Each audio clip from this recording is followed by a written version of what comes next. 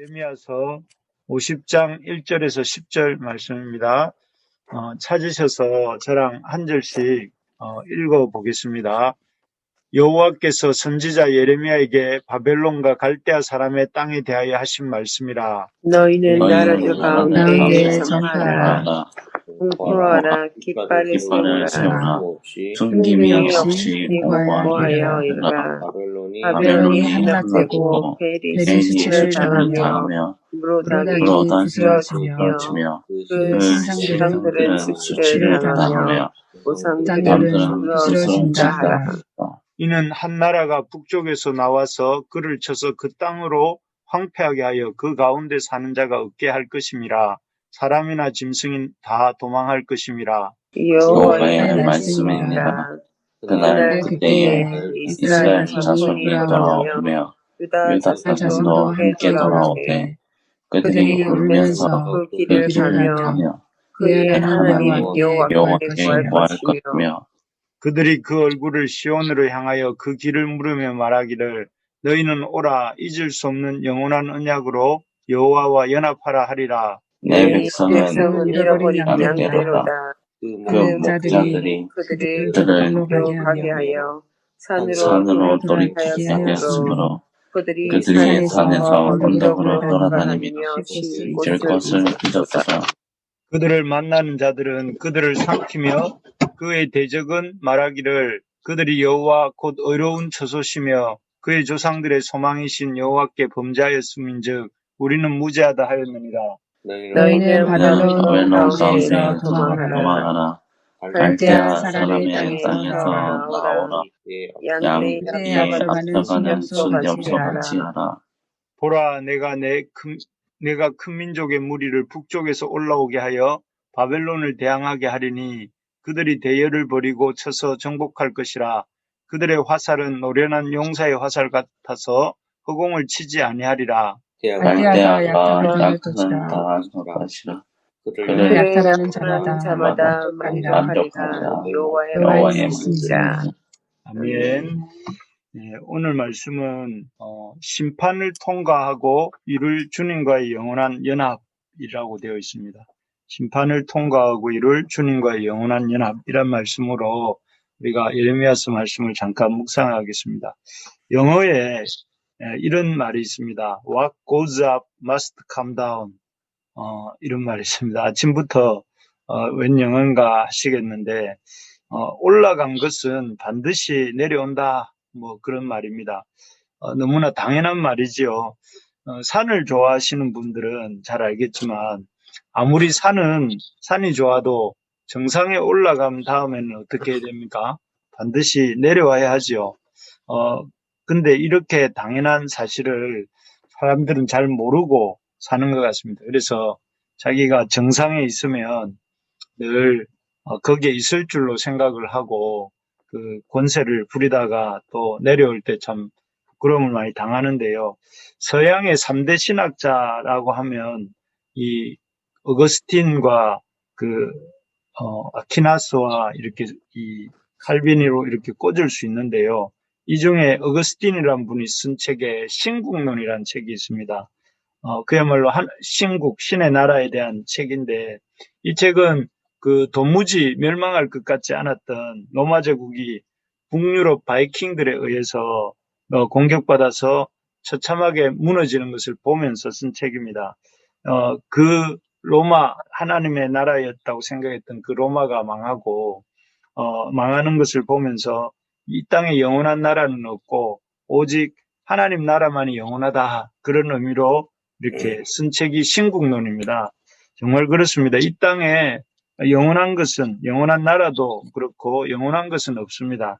오늘 본문에 나오는 바벨론도 그렇습니다. 이 나라는 얼마나 대단한 나라인지 영원히 계속될 것 같았습니다. 그래서 우리가 예레미야에서 본 이 나라를 한번 생각해 보면 이 바벨론이라는 나라를 생각해 보면 우리 바벨론 때문에 멸망했던 나라가 몇 나라나 되는지 아십니까? 제가 어제 말씀을 준비하면서 헤어보니까 애굽에서부터 시작해서 블레셋, 모압, 암몬, 그리고 에돔, 유다, 그리고 어제 살펴봤던 다메섹, 게셀, 하솔, 엘람 이렇게 표기된 것까지만 해도 이렇게 기록된 것만 해도 약 10개가 넘는 나라였습니다. 그리고 뭐 기록되지 않은 나라도 많이 있겠죠. 그렇게 생각해 보면 이 바벨론이라는 나라는 너무나 강대한 나라, 강하고 좀 힘이 센 나라였다는 것을 볼 수가 있습니다. 그런데 이 바벨론이라는 나라는 힘만 센 것이 아니었어요. 힘만 센 것이 아니라 우리가 잘 아는 것처럼 이 바벨론이라는 나라는 인류 4대 문명의 발상지 중 한 곳입니다. 그래서 기원전 3000년경부터 이 바벨론 강가 바벨론이라는 곳에서 인류들이 정착하고 화려한 문명을 이렇게 꽃피웠습니다. 그리고 거기에서 그렇게 많은 사람들이 모여 살고 또 문명을 이루다 보니 당연히 그 사람들을 이렇게 다스릴 만한 법전이 필요했겠죠. 그래서 나온 법전이 함무라비 법전입니다.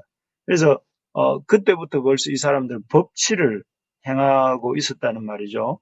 그래서 나중에 보면 그 계시록에 보면 인류 문명, 계시록 17장에 보면 인류 문명이 멸망할 때에 하나님 앞에서 심판받을 때에 그 인류 문명을 대표하는 이름이 이 바벨론입니다. 바벨론이 망하는 것으로 인류의 어떤 문화가 문명이 망한다 하는 것을 상징하면서 나올 정도니까 인류 문명의 대표 주자라고 할 수 있죠. 그리고 이 바벨론이란 나라가 또 대단한 점이 뭐냐면 그 도시가 어마어마했다고 해요. 그 바벨론이라는 도시의 규모가 얼마 정도 되는가 하면 한 축구장 4,000개 정도의 크기의 정방형의 도시가 그 바벨론 신할 땅 평지에 있었다고 합니다. 그리고 그 성벽의 길이가 얼마냐면 27km에 해당하고 2개의 성벽으로 되어 있었는데 성벽의 그 두께가 얼마나 큰지 4마리 말이 끄는 전차가 쌍방으로 이렇게 교차하며 지나갈 수 있을 정도의 성벽의 두께가 되었고 성문은 그 성으로 들어가는 성문은 8개였는데 높이가 4층 12m였고 그 안에는 무려 53개의 신전들이 그 바벨론이라는 도시 안에 자리 잡고 있었고 이 바벨론 안에 그 왕궁은 그 느부갓네살 왕의 왕궁은 길이가 350m, 넓이가 200m. 그래서 평수로 한번 계산을 해봤어요, 제가. 50평, 60평이 아니라 그 바벨론 왕 느부갓네살이 살던 집은 약 22,000평 정도 되는 그런 그 궁전이 그 앞에 말씀드린 바벨론 도성 안에 무려 3개나 있었다고 합니다. 그러니까 실제로 어마어마하고 그 크기고 신처럼 살았던 사람이 느부갓네살이었던 것 같습니다.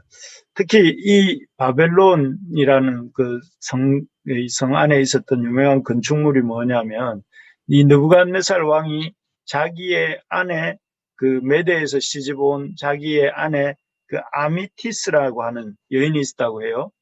이 여인을 위해서 지어준 인조산, 인위적으로 만든 산이 유명하다고 합니다. 그러니까 그 시집을 그 산악지대인 메대에서 평지인 바벨론 지역에 와서 그 고향을 그리워하니까 아내를 위해서 인위적으로 그 산을 만들어줬는데 이게 공중정원이라고 불린다고 해요.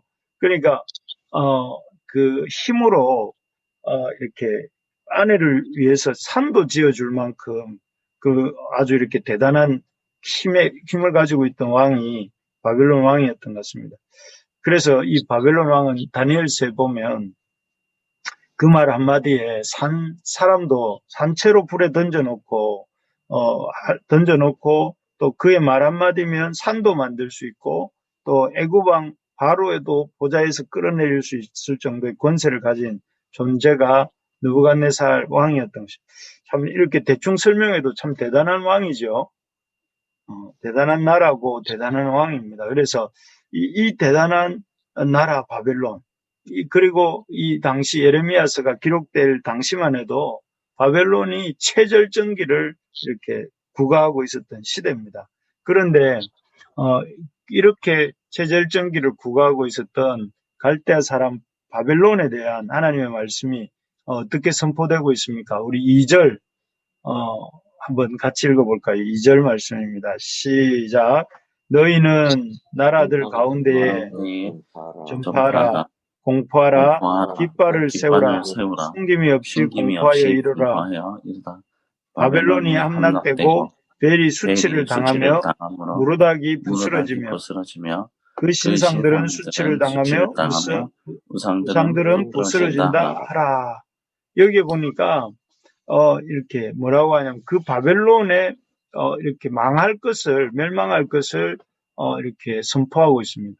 바벨론이 함락되고 벨이 그 바벨론 사람들이 섬기던 신이죠. 벨이 수치를 당하며 무로닥이 부스러지며 역시 무로닥 역시 그 바벨론 신입니다. 우상들은 부스러진다. 여기 보면 수치를 당하고 부스러지고 함락되고 또 부스러진다. 이렇게 예고를 하고 있는 거죠. 그래서 3절에 보면 그 부스러짐이 정도가 얼마나 심한가 하면은 그 가운데 사는 자가 황폐하게 되어서 그 가운데 사는 자가 없게 될 것이고 심지어 어찌나 황폐화되는지 짐승도 다 도망할 것이다 라고 이렇게 말씀합니다. 그래서 참 충격적인 장면이죠. 지금 그렇게 3000년 이상 대단한 문명을 구가하고 또 아주 그렇게 수많은 나라들을 아주 이렇게 멸절시키고 또 그렇게 아주 강력한 힘을 가지고 대단한 건축을 했던 그런 나라가 바벨론인데 그런 바벨론을 향해서 지금도 번성하고 있는 그 바벨론을 향해서 하나님이 이 예레미야를 통해서 뭐라고 말씀하시느냐면은 그 나라가 함락되고 수치를 당하고 부스러지고 또 부스러질 것이다. 그리고 그 얼마나 부스러졌는지 가루가 되어가지고 그 땅에는 황폐하게 되고 그 가운데 사는 자가 없고 또 사람이나 짐승이나 다 그곳에서 도망쳐 갈 것이다. 라고 말을 합니다. 정말 이런 일이 일어날 수 있을까 싶은 말씀입니다. 그래서 참 특히나 그 당시에 느부갓네살을 통해서 체절정기를 맡고 있었던 그 바벨론이 이런 아주 이렇게 부서짐을 겪을까 싶은데요. 근데 아시는 것처럼 어떻습니까? 이 바벨론이 방금 말씀했던 3절에 보면 한 나라가 북쪽에서 나와서 그를 쳐서 그 땅으로 항폐하게 한다 하는 말씀대로 이 바벨론이 그 바사 제국에 의해서 BC 539년에 이 역사 속으로 사라지게 되지 않습니까? 그리고 역사 속으로 사라질 뿐만 아니라 그 후로 다시 재기하지 못해요. 바벨론이라는 이름은 완전히 잊혀진 이름이 되고 맙니다. 그리고 그 땅에는 아주 땅을 깊이 파면 유적이 나올지 몰라도 그 땅에는 거의 유적이 남지 않은 그런 황무지처럼 되어버렸습니다. 정말 그렇습니다. 길게 말씀드렸지만 오르막이 있으면 내리막이 있고 또 이렇게 이 세상에는 영원한 나라도 없다는 것입니다. 바벨론도 그렇게 이 역사 속으로 사라질 수밖에 없는 존재라는 것입니다. 이 사실을 우리가 기억해야 되겠습니다. 하나님의 나라에는 이 세상에는 영원한 것은 없습니다. 그런데 이런 영원한 것이 없다는 말씀을 하신 후에 바벨론 제국도 사라질 것이라고 말씀하신 후에 하나님이 한 가지 놀라운 일들을 말씀하십니다. 그게 뭐냐면은 4절입니다. 4절. 4절과 5절인데 우리 한번 4절을 한번 읽어보겠습니다. 시작. 여호와의 말씀입니다. 그날 그때에 이스라엘 자손이 돌아오며 유다 자손도 함께 돌아오되 그들이 울면서 그 길을 가며 하나님 여호와께 갈 것이며. 예, 여기에 보니까 놀라운 사실을 뭐라고 하냐면은 이스라엘 자손이 이 바벨론이 멸망할 그때에 오히려 이스라엘 자손은 돌아오고 유다 자손도 함께 돌아와서 울면서 그 길을 가며 너무 기뻐서 그런 것이죠. 울면서 그 길을 가며 그의 하나님 여호와께 구할 것이고 5절에 보면 그들이 그 얼굴을 시온으로 향하여 그 길을 물으며 이르기를 너희는 오라 잊을 수 없는 영원한 언약으로 여호와와 연합하라. 죽었고 사라진 줄 알았던 그 유다와 이스라엘 자손들이 돌아올 것이고 그들이 돌아와서 여호와께 구하면서 이 여호와를 향해서 이렇게 이 참 울며 기뻐하는 모습을 이렇게 보게 됩니다.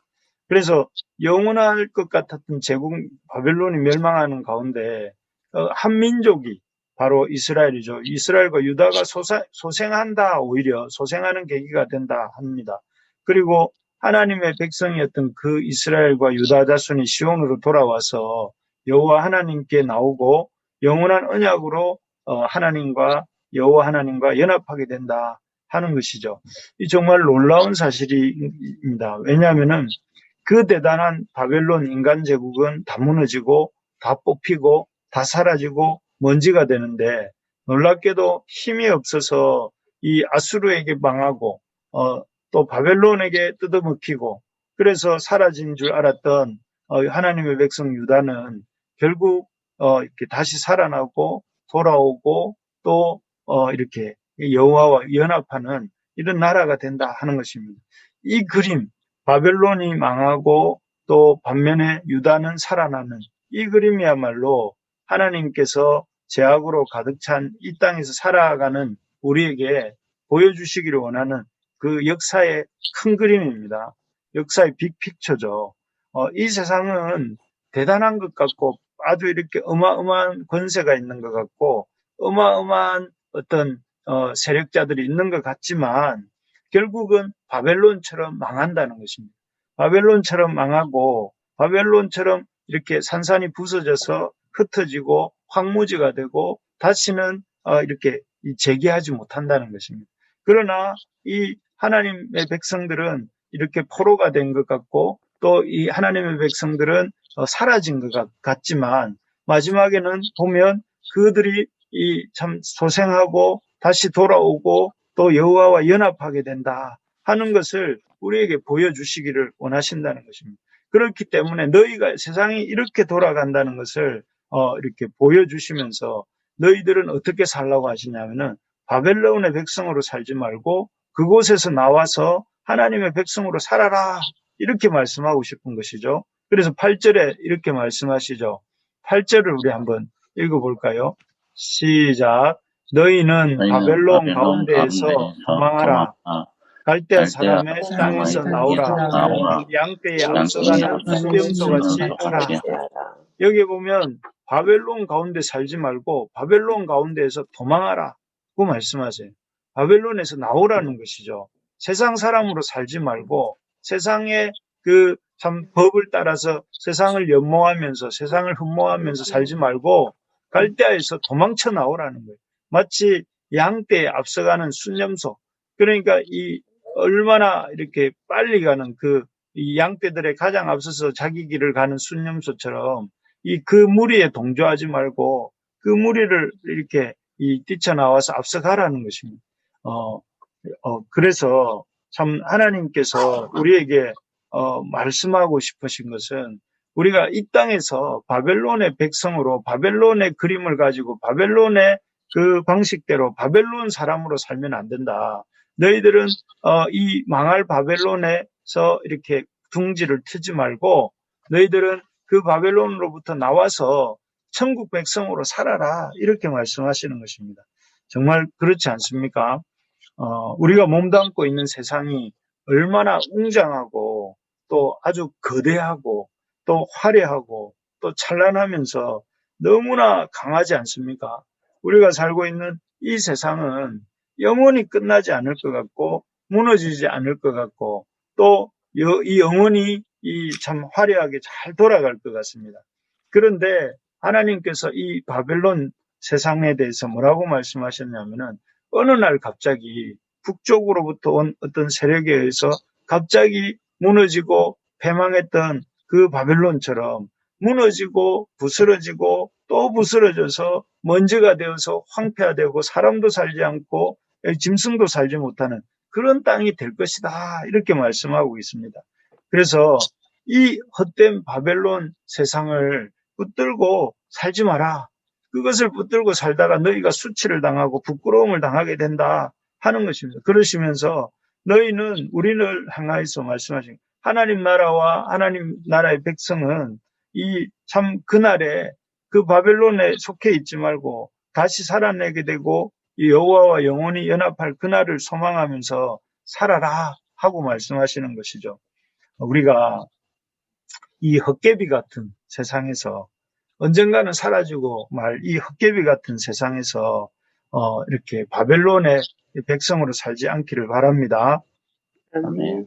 멋진 건물을 구축하고 세우고 또 권세를 부리면서 그렇게 이 세상에서 이렇게 자리 잡아서 영원히 살 것처럼 살지 않고 이 땅에서 다시 마지막 날에 살아날 그 하나님의 백성처럼 하나님 나라를 세워가면서 살 수 있기를 바랍니다. 여러분, 우리 눈에 보이는 이 바벨론의 화려함에 속지 맙시다. 우리 눈에 보이는 이 세상 제국의 이 참 겉모습에 속지 맙시다.